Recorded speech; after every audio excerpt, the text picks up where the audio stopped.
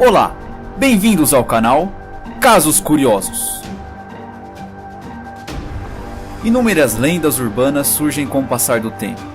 Algumas surgem do imaginário de quem as cria, outras surgem nas histórias baseadas em experiências de pessoas que não podem explicar os fatos. Antigamente, essas lendas ganhavam sempre muita força no imaginário das pessoas e acabavam se espalhando rapidamente por vilarejos e pequenas cidades. Em alguns lugares, ganhavam mais detalhes, em outros, viravam boatos e em algumas localidades se tornavam até mesmo uma notícia real, assustando as pessoas. Porém, algumas dessas histórias contadas apresentam sim características e fundamentos para que acreditemos nelas como verdades. No vídeo de hoje, vamos apresentar uma história, no mínimo, interessante e peculiar. O curioso caso das crianças verdes de Wolf Pit. Este caso ocorreu há muito tempo atrás. Não se tem precisão de quando exatamente ocorreu. Sabe-se que foi no século XII, muito provavelmente durante o reinado do monarca Henrique II, por volta do ano de 1173. Vamos à história. Em Wolf Pit, na época da colheita dos grãos, muitos ceifeiros estavam a trabalhar nas terras. E próximo às valas que haviam sido escavadas como armadilhas para lobos, um destes trabalhadores encontrou duas crianças, um menino e uma menina. Porém, eles não tinham um aspecto normal. Eles possuíam a pele de cor verde. Suas roupas eram feitas de materiais estranhos e falavam uma língua jamais ouvida por aquelas localidades.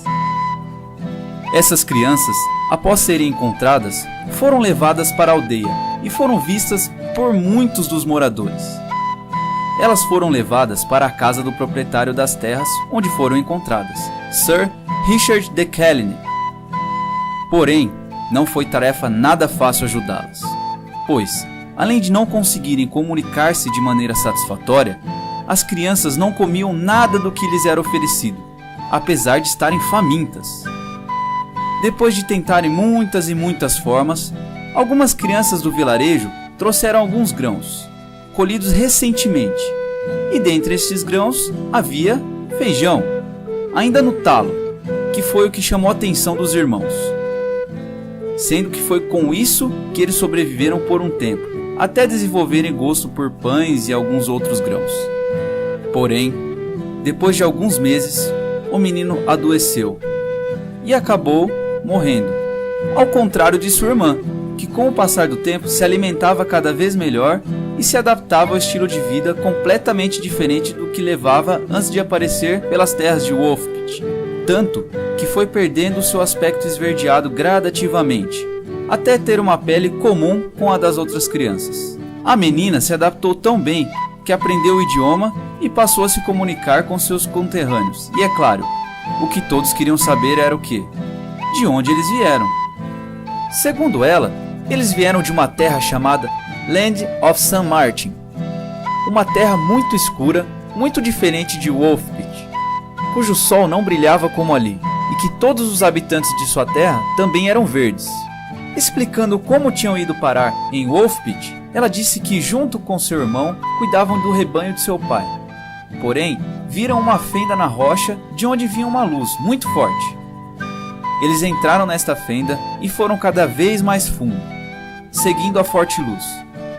Ao chegar no fim da caverna, eles ficaram encantados com a luz do dia e deslumbraram tanto que acabaram se perdendo e não puderam mais voltar ao local por onde saíram, até serem encontrados pelos trabalhadores. Tempos depois, a menina foi batizada e recebeu o nome de Agnes. E há indícios de que ela se casou com um oficial britânico chamado Richard Barry. Bom, esta é a história dos dois irmãos verdes que apareceram em Wolf Pit. Por ser uma história bem peculiar e bem interessante, ela foi objeto de estudo de muitos historiadores. E algumas explicações para tentar desvendar o caso dessas crianças ou por que elas tinham essa cor esverdeada. A teoria mais aceita é a de Paul Harris, um investigador ferrenho deste assunto.